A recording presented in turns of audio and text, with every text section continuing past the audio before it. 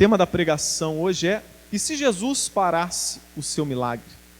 A fé que agrada a Deus. Evangelho de Lucas, capítulo 8, verso 40.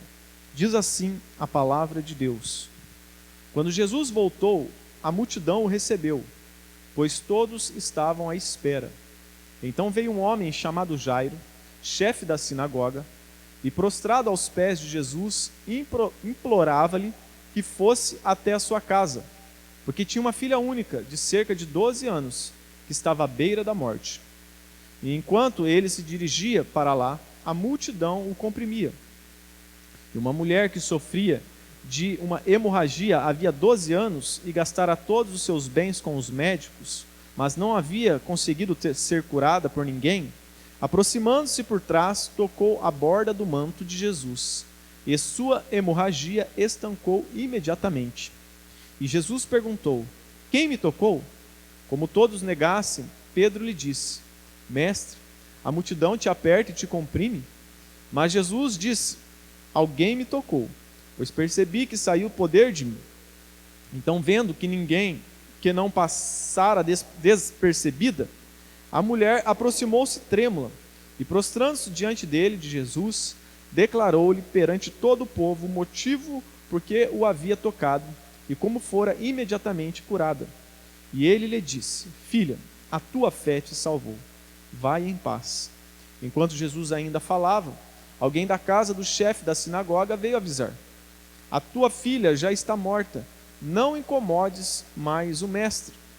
Ouvindo-o, porém, Jesus disse a Jairo: Não temas, crê somente, e ela será curada. Tendo chegado à sua casa, Jesus não permitiu que entrassem com ele, com exceção de Pedro, João e Tiago, e o pai e a mãe da menina. E todos choravam e se lamentavam. Ele, porém, disse: Não choreis, ela não está morta, mas dormindo. E riam dele, sabendo que ela estava morta. Então ele, pegando-a pela mão, exclamou: Menina, levanta-te. E o espírito dela voltou, e ela se levantou imediatamente. E Jesus mandou que lhe dessem de comer. E seus pais ficaram maravilhados, mas ele ordenou que a ninguém contasse o que havia acontecido. Imagine você chegando no hospital depois de sofrer um acidente grave, e você está agora com risco de morte. Chegando lá, você é encaminhado às pressas para a mesa de cirurgia. E o médico, então, ele sabendo disso, ele está indo lá fazer a sua cirurgia, porque você está com perigo de morte. Mas, de repente, no meio do caminho, o médico ele para atender um outro paciente. O médico ele vai lá atender uma pessoa que está com uma enfermidade comum do dia a dia. Ele vai lá para cuidar de uma dor de cabeça. E dá um remédio, então, ele dá um remédio para aquela moça e começa a conversar com ela. Começa a fazer perguntas. E você está lá, na maca, já lá com muitas dores. A pressão está alta. Você está pronto de morrer. E lá o médico está ali atendendo um outro paciente que não está com risco de vida. O que você faria? Talvez você ficaria indignado. Esse médico não vem logo. Eu estou aqui quase morrendo. E se, vamos piorar a cena, imagine se fosse não você com risco de vida, mas fosse o seu filho.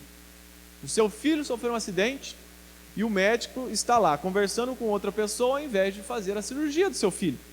Acredito que você ficaria ainda mais desesperado e indignado.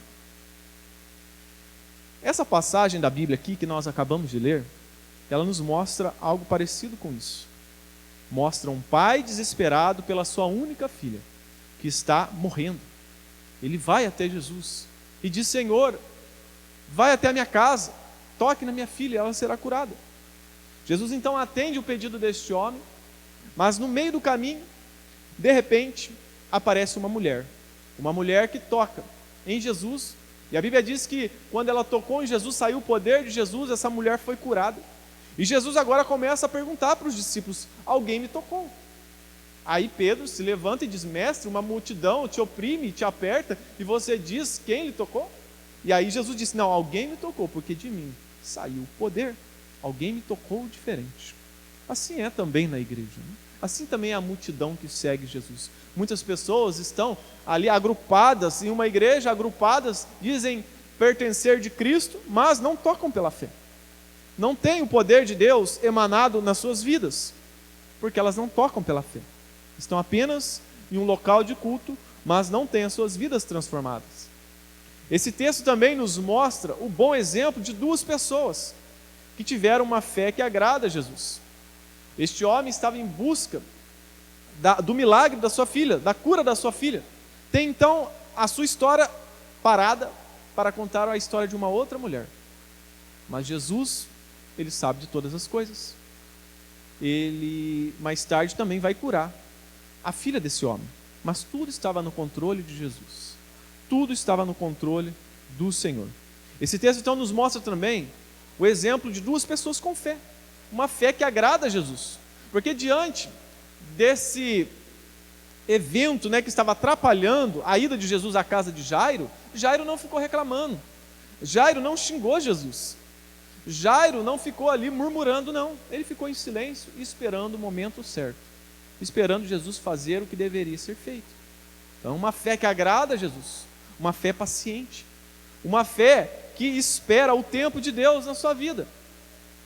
Ambos aqui nessa história tiveram uma fé que fizeram eles saírem de suas casas e aproximar-se de Jesus. Ambos tiveram uma fé perseverante. Tanto aquela mulher do fluxo de sangue, tanto Jairo, né? Essa fé foi perseverante que levou eles a receber o favor de Deus. Esse texto nos mostra duas pessoas prostradas aos pés de Jesus.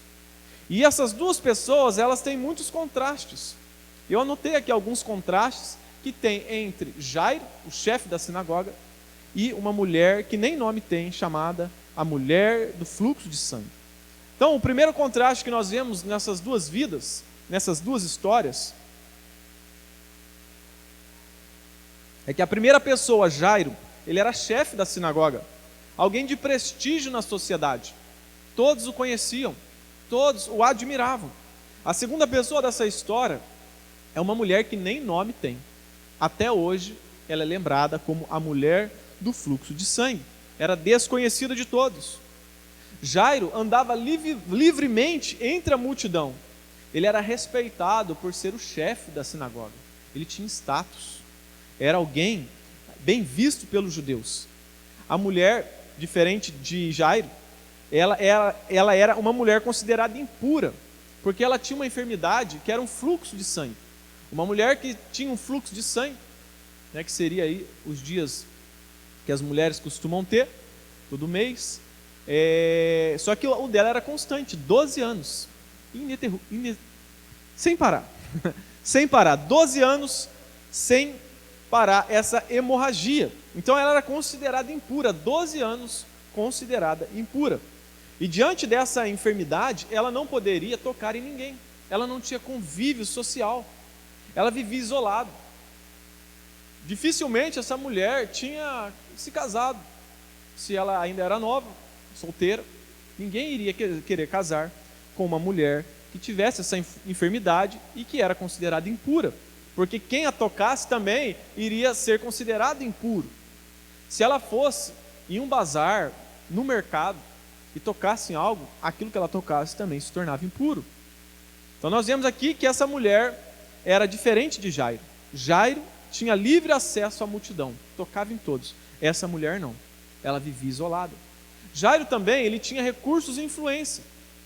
Talvez Jairo, ele buscou os melhores médicos ali da sua época, mas não conseguiu resolver o problema da sua filha. E se demorasse mais tempo, com certeza Jairo também gastaria todo o seu dinheiro com a filha. Mas essa mulher aqui, ela chegou em uma outra condição financeira. Porque o texto diz que essa mulher gastou tudo o que tinha com os médicos. Durante 12 anos, ela gastou todo o seu dinheiro. Então, quando ela chegou diante de Jesus, ela estava falida. Jairo, pelo que o texto diz, nos parece que ele tinha uma condição financeira boa. Porque para ser chefe da sinagoga, precisava, ter um status, ter uma condição boa para cuidar ali da sinagoga, e o texto também nos mostra que ele contratou carpideiras, né? Só quem tinha dinheiro poderia contratar carpideiras no velório. O que era uma carpideira? Eram mulheres, pessoas contratadas para chorar no velório. Isso era algo da cultura deles, né? Então, só quem tinha dinheiro faria isso. A filha de Jairo também, ela tinha 12 anos de idade. 12 anos de alegria e vida na casa daquela família. Eles passaram 12 anos vendo aquela menina crescer, se desenvolver, falar a primeira vez papai, mamãe, né, cresceu. Mas essa mulher, ela também tinha 12 anos, mas não 12 anos de idade, tinha 12 anos de dor e sofrimento. Quando aquela menina nasceu, a filha de Jairo, aquela mulher foi acometida de uma doença, a mulher do fluxo de sangue. Então 12 anos de alegria, ao contrário, 12 anos de dor e rejeição e lágrimas. O tempo que durou a alegria da casa de Jairo foi o mesmo tempo que durou o deserto na vida daquela mulher. Jairo também, ele chega de frente. Ele chega falando com Jesus de frente. Ele interrompe a multidão. Ele faz um clamor público: Senhor, vá à minha casa e põe as mãos sobre a minha filhinha. Com certeza Jairo, ele viu Jesus fazendo milagres dessa forma, tocando nas pessoas. Então ele pediu para Jesus fazer o mesmo com a sua filha. A mulher, pelo contrário, ela não veio pela frente, porque ela não queria ser vista. Porque se as pessoas descobrissem que ela era impura, ela corria o risco de ser morta, de ser apedrejada, porque ela estava deixando todo mundo impuro. Uma multidão apertando Jesus, apertando um rabino. Na cabeça dela, ela iria deixar Jesus impuro. Então ela vai em silêncio, ela vai por trás, tenta passar por desapercebida. E ela pensou consigo mesma: se ao menos eu tocar nas vestes dele, eu serei curada. Com certeza também, essa mulher viu pessoas tocando em Jesus e sendo curadas. E ela então teve fé para isso: eu também quero tocar nele para ser curada. Então nós vemos aqui alguns contrastes, mas nós vemos aqui também algumas coisas em comum. Por exemplo, ambos chegaram ao limite das forças humanas. O dinheiro de Jairo não podia mais salvar a sua filha. E a medicina da época não conseguiu curar aquela mulher. Duas coisas em comum. Os médicos não conseguiram resolver o problema dessas duas pessoas. Então, diante da morte e da doença, o rico e o pobre o reconheceram que eram iguais. A morte, a doença, deixa todo mundo nivelado. Todo mundo precisando do favor de Deus. Como vimos também, ambos se prostraram aos pés de Jesus. Jairo esqueceu o seu título de chefe da sinagoga e foi lá e pediu para Jesus o toque dele na sua filha. A mulher também venceu o medo do apedrejamento e foi ali tocar em Jesus. Nenhum dos dois ficou em casa esperando. Essa também é algo em comum que eles tinham, né? A fé deles gerou um movimento. Jairo saiu de sua casa. Houve um movimento, a fé deles levou eles até Jesus. Tanto a de Jairo, tanto a dessa mulher. Os dois buscaram o toque de Jesus. Jairo pede o toque para sua filha. A mulher pede o toque, não, ela mesma toca em Jesus, né? Então, diante disso, diante desses detalhes dessa história, que são vários detalhes, são vários ensinamentos, eu separei alguns.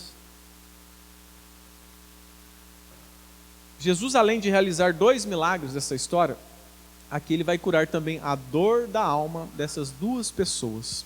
E esse é o primeiro princípio dessa noite. Jesus se preocupa com os nossos sentimentos. Para a mulher, né, Jesus ele diz ali no verso 48, filha, a tua fé te salvou, vai em paz. Com certeza, fazia tempo que essa mulher não ouvia uma palavra carinhosa assim, ser chamada de filha, pois, por causa da sua enfermidade, ela não poderia ter relacionamento com pessoas, e segundo a lei, se ela tocasse alguém, essa pessoa seria considerada impura. Talvez as palavras que ela mais ouviu durante esses 12 anos de enfermidade foi impura, afaste de mim, impura. Esse texto nos mostra que Jesus ele se preocupa com os nossos sentimentos. Jesus ele não é insensível, ele sabe o que passa no meu e no seu coração. Ele sabe tudo o que sentimos, mesmo quando até as pessoas do nosso lado não sabem o que passa no nosso coração. Jesus, Ele sabe. Talvez durante a sua vida você chorou e talvez a pessoa que você mais ama, ela nunca viu você chorar. Mas Jesus, Ele viu. E Jesus se importa com cada lágrima de seus filhos. Para Jairo, diante da notícia de morte da menina, Jesus ele vai dizer ali no verso 49, no verso 50, não temas, crê somente. No verso 49, diz que enquanto Jesus ainda falava, alguém da casa do chefe da sinagoga veio avisar: a tua filha já está morta, não incomodes o mestre. Jesus estava conversando com a mulher do fluxo de sangue. Jairo estava esperando Jesus terminar a conversa para continuar o caminho até a sua casa. E aí chegam os parentes de Jairo e dizem, são insensíveis: Jairo, para com isso, a filha já morreu, para de incomodar Jesus. Olha a insensibilidade desses homens, dessas pessoas. Mas Jesus, como Ele não é insensível como nós, muitas vezes, Jesus ele se preocupa com os nossos sentimentos. Diante daquela palavra negativa, Jesus ele diz: não se atente para o que eles estão falando, crê somente, não temos, ela será curada. Então nós vemos aqui Jesus sustentando a fé de Jairo no dia mau, porque o mesmo Jesus que nos dá fé para crer nele, é o mesmo Jesus que nos sustenta no dia da angústia, no dia mau. Ele que dá fé, a fé é dom de Deus, a fé vem do céu, vem do Senhor, do próprio Jesus, do próprio Pai e o Espírito Santo. Mas a mesma fé que é nos dada, ela também é sustentada por Ele. Por quê? Porque Deus nos ama. Ele se preocupa conosco. Ele se preocupa com os nossos sentimentos. Diferente muitas vezes das pessoas que nos cercam. Diferente muitas vezes de nós mesmos, que não nos preocupamos com o sentimento das pessoas. Falamos aquilo que dá na cabeça. Não nos preocupamos se nossas palavras irão machucar as pessoas. Jesus não, Jesus é diferente. Jesus ele se preocupa com cada palavra emitida da sua boca. E tudo tem um propósito. E quando precisa exortar Jesus, ele exorta. Mas quando precisa consolar, Jesus também consola, mostrando o cuidado, o favor de Deus por nós. Lá em Marcos 5,41, a mesma passagem dita pelo evangelista Marcos, lá traz um detalhe. Quando Jesus ele vai à casa de Jairo e toca ali na menina e fala para ela levantar, ele usa um termo em aramaico. Ele diz, Talita cumi, que quer dizer, menina, eu te ordeno, levanta-te. Talita, no aramaico, significa menina, garota, jovem moça. Ou também tem um termo carinhoso, menina pequena, pequenina, cordeirinha. Então Jesus tratou com todo o carinho aquela jovem, aquela criança, depois de ressuscitá-la. Jesus se preocupou com ela e ainda Jesus disse, olha, dê de comer essa menina, cuida dela. Por quê? Porque Jesus se preocupa conosco. A Bíblia diz que Deus está em um alto e sublime trono. Ele é soberano, governa sobre tudo e sobre todos. Ele destrói reinos, principados, mas Ele também está ali, com contrito e quebrantado de coração. Ele está ali com os seus filhos, no momento da dor, no momento da angústia. Eu lembro uma vez, um testemunho meu, eu quando estava começando na fé, eu fui em um encontro lá de jovens, e aí o pastor começou a falar dos pais, era dia dos pais, Eu não gostava desses dias porque eu não tive pai, fui criado só pela minha mãe.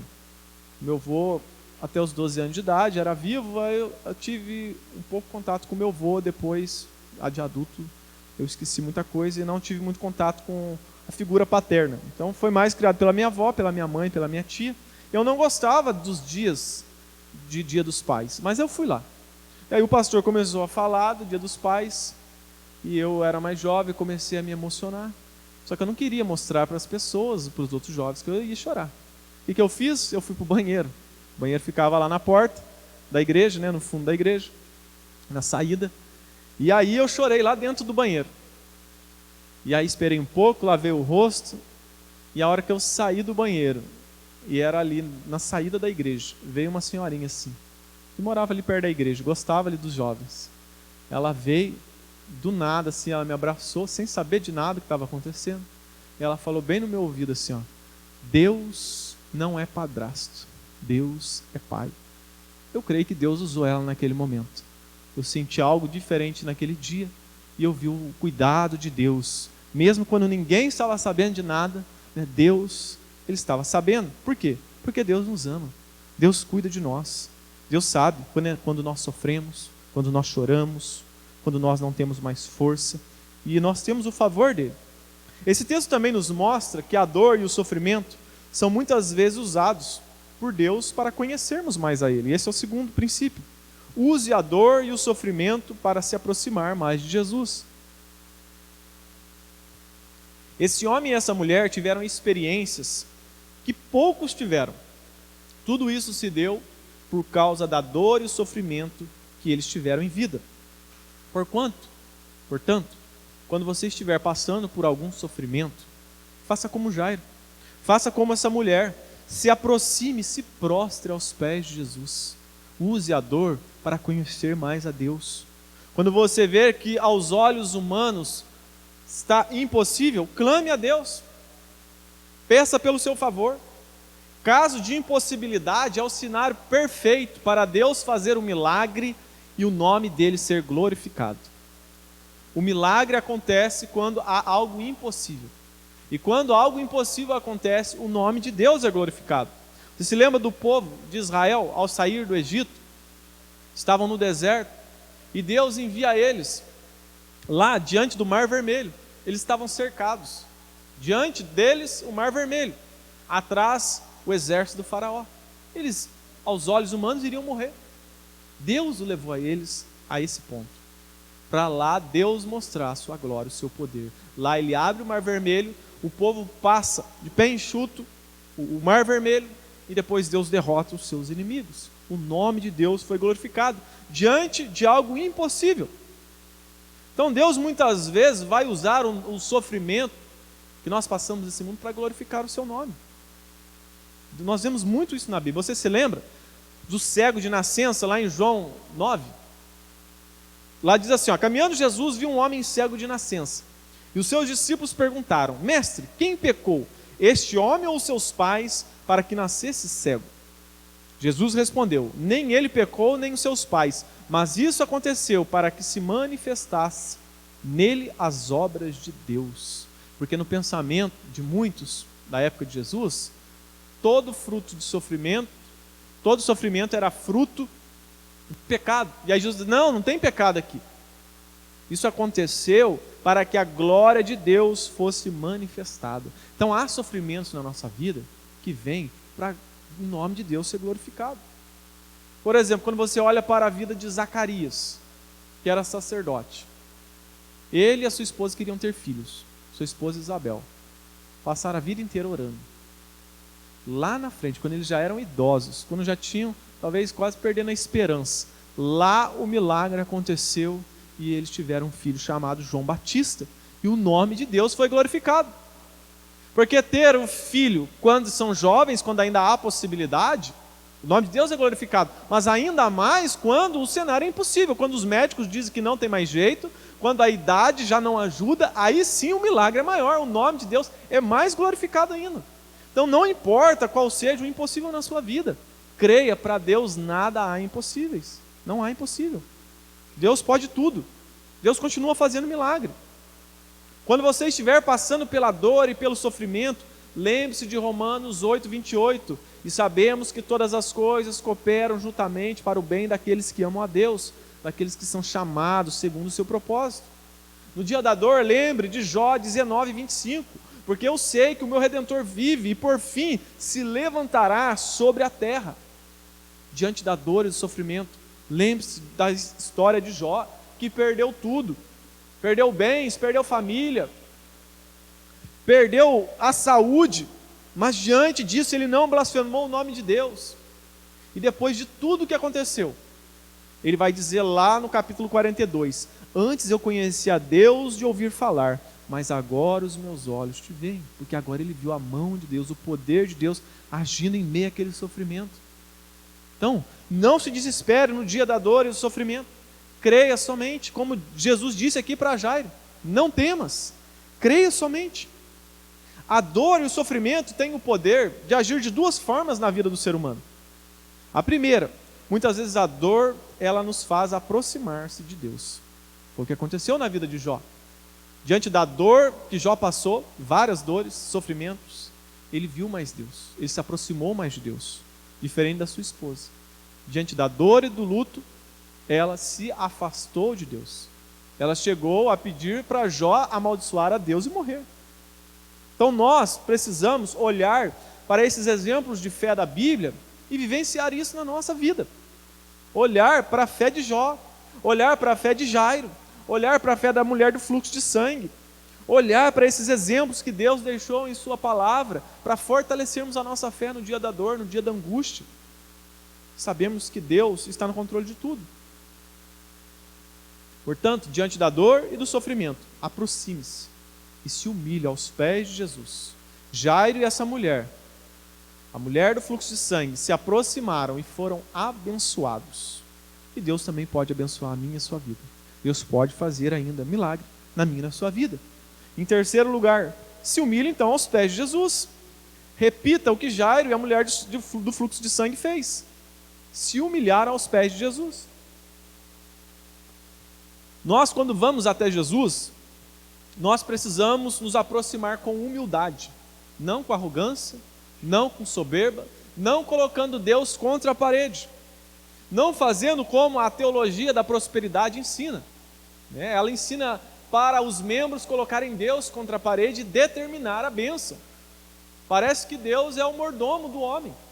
Nós não podemos chegar a Deus desta forma. Quando nós olhamos para a Bíblia, as pessoas que receberam milagres da parte de Deus, eles chegaram se humilhando, se prostrando aos pés de Jesus. No verso 41, é claro ali ao dizer: então veio um homem chamado Jairo, chefe da sinagoga, e prostrando-se, ele não terminou, ele prostrou-se aos pés de Jesus, implorando-lhe. Isso não era comum diante de um chefe da sinagoga.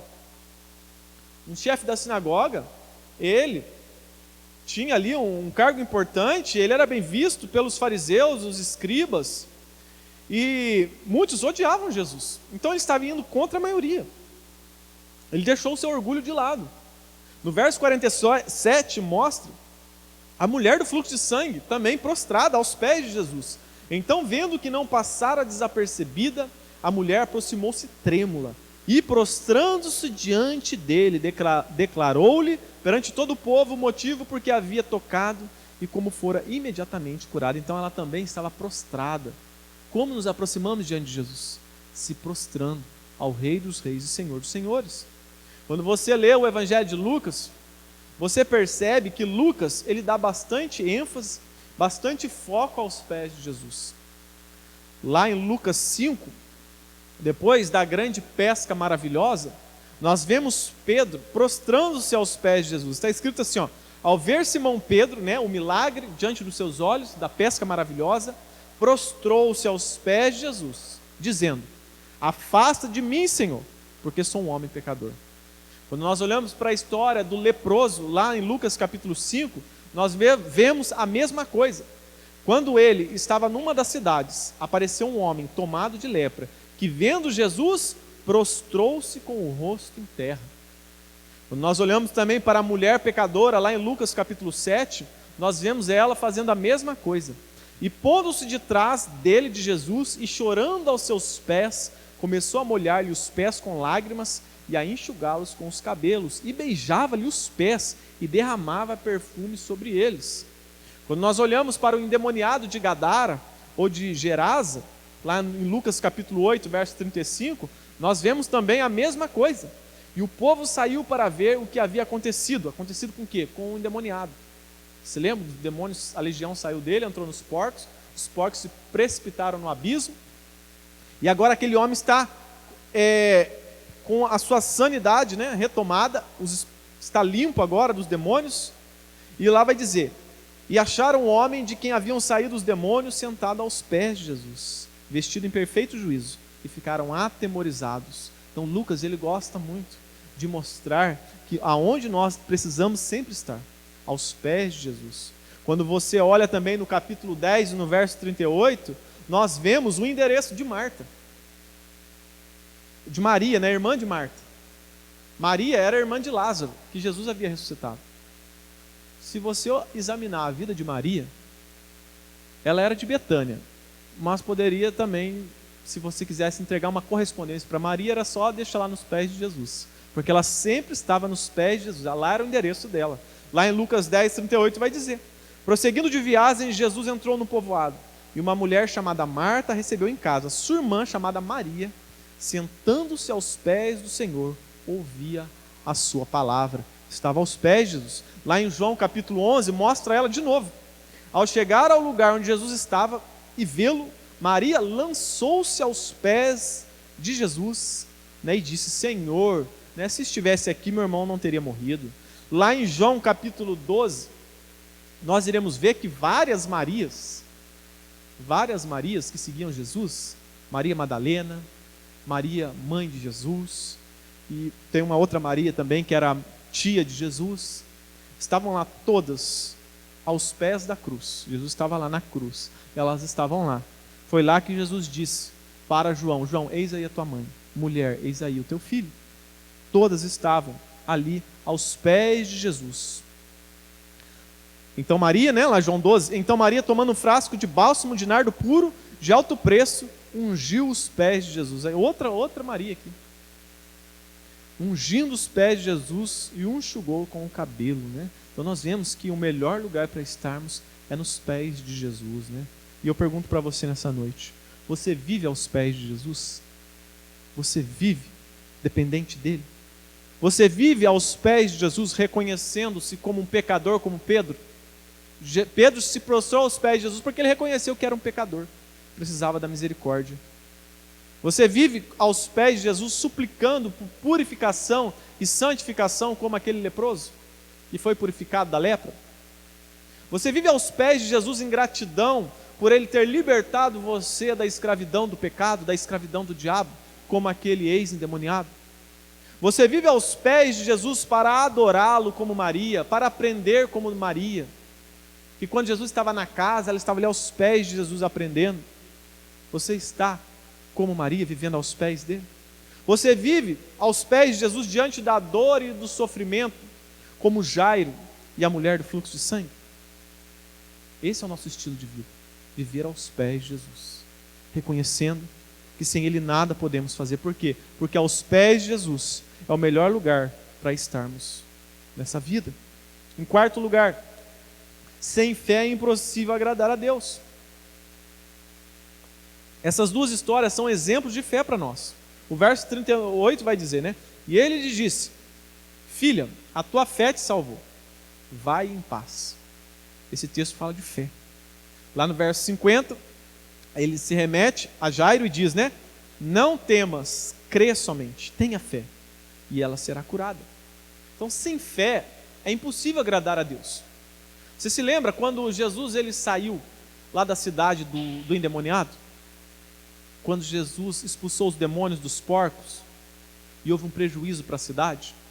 A Bíblia diz que o povo da cidade foi lá e expulsou Jesus. Eles agiram com incredulidade, mas o povo dessa cidade foi diferente. O povo dessa cidade teve fé, porque quando Jesus chegou na cidade, diz o texto ali, que todos estavam esperando Jesus. Jesus, vem para cá. Eles não querem você, vem para cá. A gente crê em você, a gente tem fé. E por isso que Jesus fez milagres naquele lugar. Porque sem fé é impossível agradar a Deus. Hebreus 11:16 vai dizer: de fato que sem fé é impossível agradar a Deus. Por quando é necessário que aquele que se aproxima de Deus creia que Ele existe e que se torna galardoador dos que o buscam. Então nós devemos crer que Jesus ele ainda faz milagres, que Jesus liberta, que Jesus transforma vidas, que Jesus nos favorece financeiramente. Nós não podemos agir com falta de fé diante de Jesus, isso não agrada. E talvez muitas coisas não acontecem na nossa vida por conta da nossa falta de fé. Por conta da nossa falta de fé. Por exemplo, olha como a falta de fé desagrada a Jesus. Jesus, antes de expulsar o demônio em Gadara, Jesus estava no barco com os discípulos e veio uma grande tempestade. O texto diz que Jesus repreendeu o vento e a tempestade, mas não só o vento e as águas, né? ele repreendeu também a falta de fé dos discípulos. Homens de pouca fé, onde está a fé de vocês? Isso não agradou a Jesus. Você se lembra quando Jesus estava lá em Nazaré? Quando ele estava em Nazaré, ele não fez muitos milagres, ele não fez nenhum sinal, na verdade. Por quê? Porque o povo não cria nele. Eles diziam: esse aí é o filho de José, carpinteiro. Esse aí não é o Messias, coisa alguma. Então, o que desagrada a Deus é falta de fé. Isso é coisa que desagrada a Deus. E muitas coisas às vezes não acontecem na nossa vida porque nós não agimos com fé, não colocamos a nossa fé em prática. Nós não nos preocupamos com isso. E o diabo, ele é um jogador de xadrez. O diabo sabe muito bem disso. Por isso que ele vai fazer de tudo para eu e você não termos fé em Jesus Cristo. Ele vai fazer de tudo para minar a nossa fé. E com isso nós não veremos o poder de Deus nas nossas vidas. Não iremos ver o evangelho avançando sem fé. Sem fé, o reino, ele não avança. Como que o diabo faz isso? Ele faz de várias maneiras.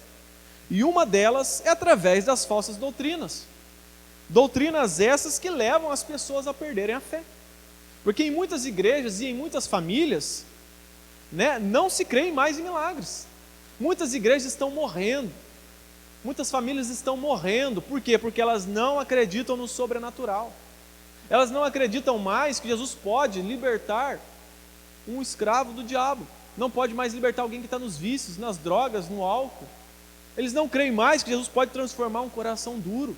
É falta de fé. Então por isso que muitas igrejas e muitas famílias estão morrendo. Eles não creem mais no poder de Deus. Isso não agrada a Deus, isso desagrada a Deus. Isso na verdade agrada o diabo. O diabo quer nos ver sem fé. Fé minada, fé nenhuma. Por isso que ele trabalha forte, no ateísmo no mundo. Ele quer que você tenha fé, fé nele ou fé em uma outra religião, uma falsa religião, uma fé em um falso Deus. Isso o diabo trabalha. Mas a fé verdadeira em Cristo Jesus, ele a todo momento luta para que nós não venhamos ter essa fé. E muitas vezes ele usa isso, doutrinas, que quando nós olhamos, às vezes são doutrinas que parecem ser boas, parecem ser verdadeiras.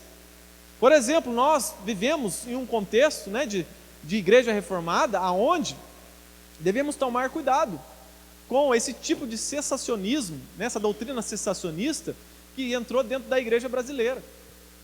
Essa doutrina moderna, extremista, cessacionista, dentro da igreja evangélica brasileira, reformada, ela é diferente da doutrina cessacionista antiga, dos irmãos do passado. Os irmãos do passado, eles criam no poder de Deus. João Calvino cria no poder de Deus.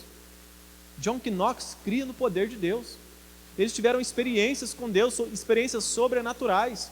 Agora hoje você fala no meio reformado sobre que você teve um sonho, de que Deus falou com você através de algo. Eles acham que isso é loucura e que Deus não faz mais isso, que Deus, ele não tem outras formas de falar além da Bíblia. Deus, ele pode falar sim conosco através de sonho.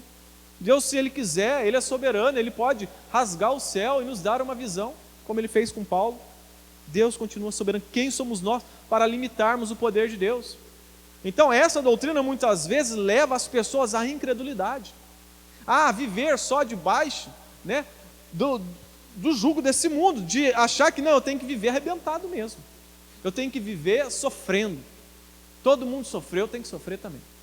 Essa é a marca do verdadeiro cristão, sofrimento. É verdade, a gente sofre, mas a gente também tem vida e vida em abundância. A gente tem o favor de Deus sobre nós. Se Deus quiser nos abençoar de forma sobrenatural, Ele pode. Jesus fez isso em seu tempo e Jesus continua fazendo. Outra coisa também que o diabo muitas vezes usa é uma doutrina escatológica pessimista a respeito do futuro. Muitas pessoas, elas acham que o mundo, quando Jesus voltar, vai estar o caos, vai estar tudo perdido. Mas se você estudar melhor outras visões escatológicas, que a nossa igreja tem estudado, estude lá na sua casa a visão escatológica pós-milenista.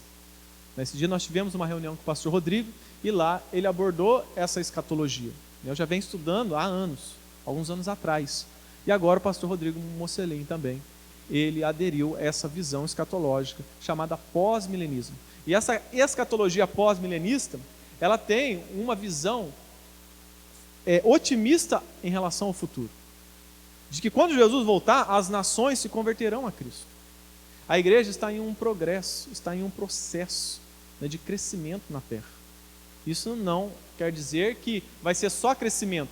Vai ter momentos onde a igreja ela vai dar um passo para trás, mas depois ela dá 2 para frente. É isso que nós vemos na história. A igreja começou com poucos homens lá em Jerusalém, mas hoje somos milhões.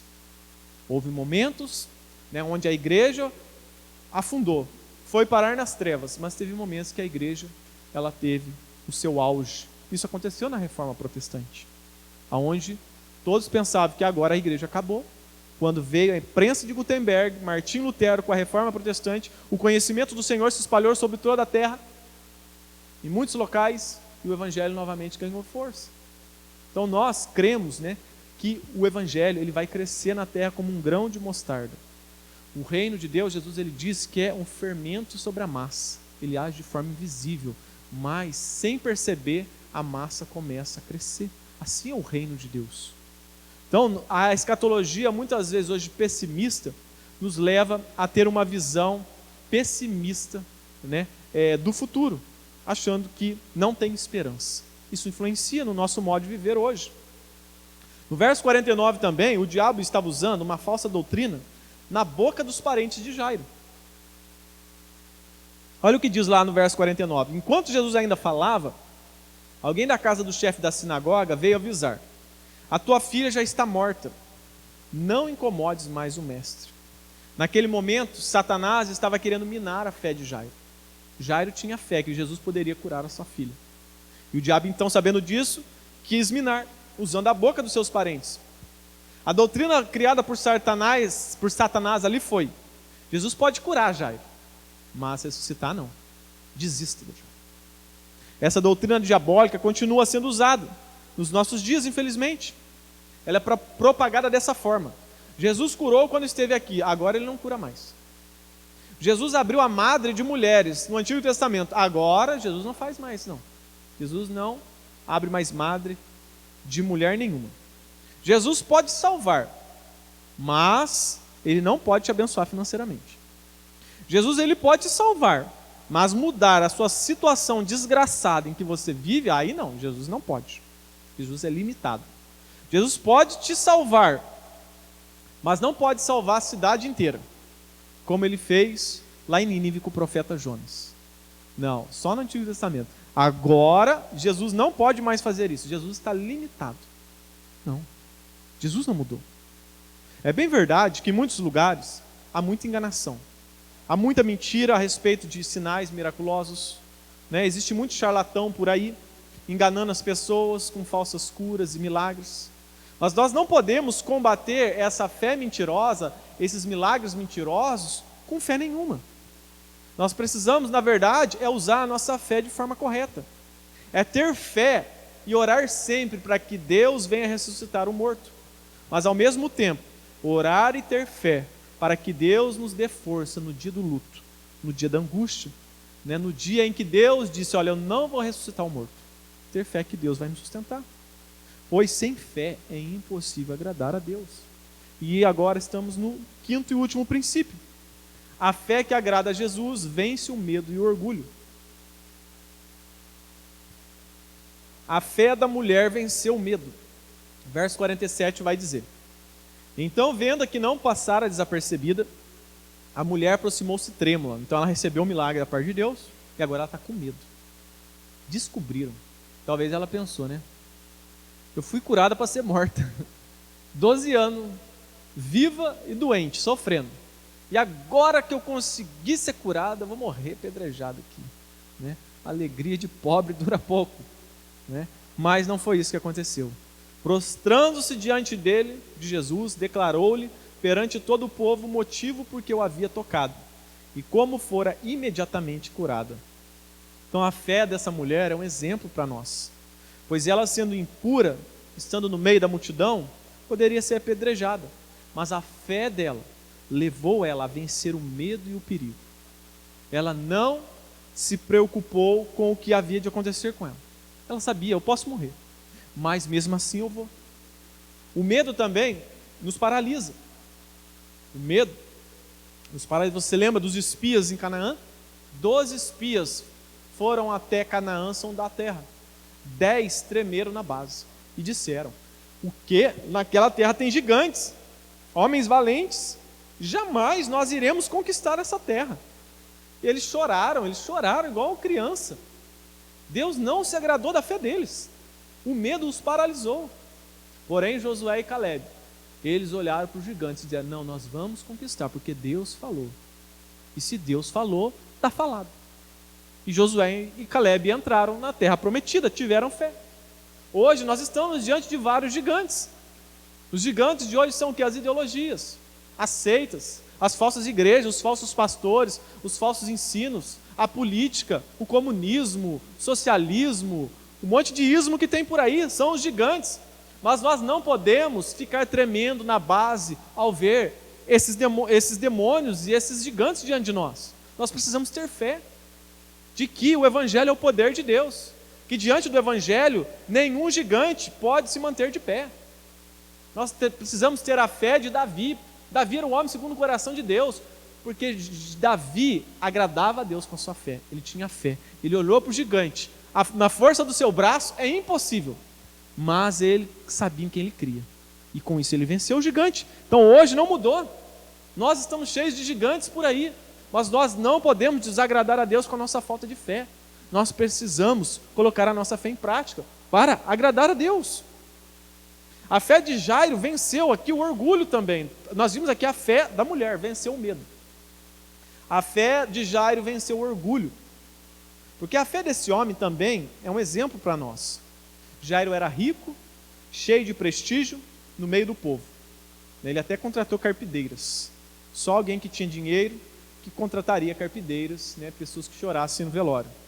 Então ele era alguém que tinha dinheiro. Mas a sua fé deixou o orgulho de lado. O seu status diante dos judeus foi deixado de lado. E o orgulho, ele também nos paralisa.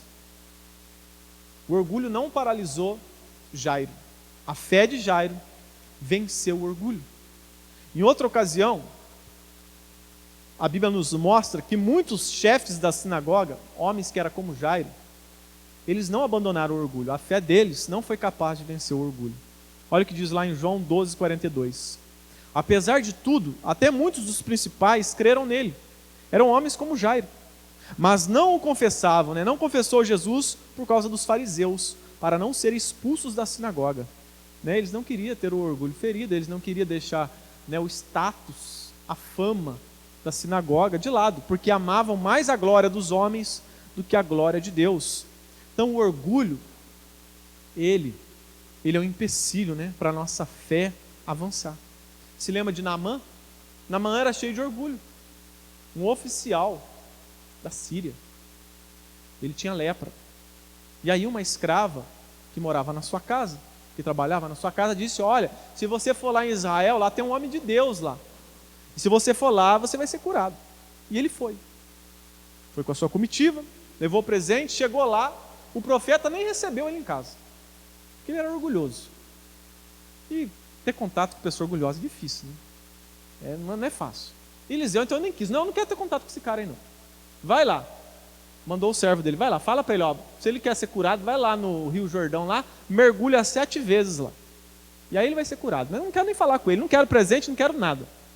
Eu vou receber o presente, depois vai ficar me cobrando, vai querer ter, não quero ter contato com ele. Se ele quer a bênção, que ele vai lá no Rio Jordão. E aquele homem então orgulhoso, ele nem me recebeu. Eu sou Naamã, oficial da Síria. O que é? Eu vou embora. Lá na minha cidade tinha rios limpos, bonitos. Ele me manda mergulhar nesse rio fedorento, sujo, Rio Jordão. Mas aí ele foi convencido de um servo, servo de Naamã, convenceu ele, não, vai lá, é pouca coisa. E ele foi quebrantado, mergulhou 7 vezes e foi ali curado da lepra. Mas a princípio Naamã era orgulhoso e isso estava impedindo ele de ser abençoado. Então muitas vezes nós precisamos vencer o orgulho com a nossa fé, deixar o orgulho de lado, a arrogância de lado, para vivermos uma vida que agrada a Deus. Conclusão. Vamos ler então o fechar dessa história. O que aconteceu? O verso 51 vai dizer: tendo chegado à sua casa, então agora Jesus chegou na casa de Jairo. Jesus não permitiu que entrassem com ele, com exceção de Pedro, João, Tiago e o pai e a mãe da menina. E todos choravam e se lamentavam. Ele, porém, disse: não choreis, ela não está morta, mas dormindo. Jesus aqui está usando de um eufemismo, né? Na verdade, ela estava morta sim, mas ele está, porque para Jesus a morte é apenas um sono, né? E riam dele, sabendo que ela estava morta. Então, olha que interessante, o povo que foi contratado para chorar, vê que eles eram profissionais mesmo, né? Porque estavam chorando, daqui a pouco, do nada, começaram a rir, né? Era tudo falso. E riam dele, sabendo que estava morta. Então ele, pegando pela mão, exclamou: menina, levanta-te. E o espírito dela voltou, e ela se levantou imediatamente. E Jesus mandou que lhe dessem de comer.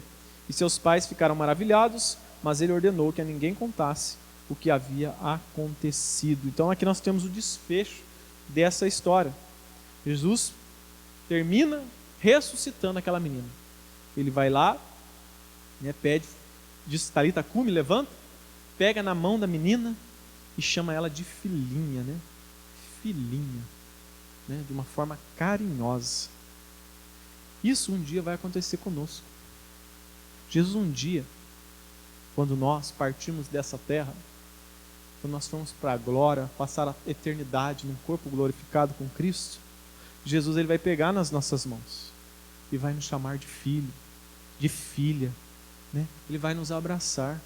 Nós iremos ter a mesma oportunidade que Tomé teve, né? Tomé quis tocar, tocou nas feridas. Nós poderemos tocar em Jesus, abraçá-lo. Nós poderemos fazer como essas pessoas fizeram aqui na Bíblia: beijar os pés de Jesus, chorar nos pés de Jesus. Um dia isso vai acontecer. Esse grande dia vai chegar. E glória a Deus, se nós todos estivermos lá. Eu espero que você também esteja lá nesse dia. Mas para isso se tornar realidade, é necessário fé.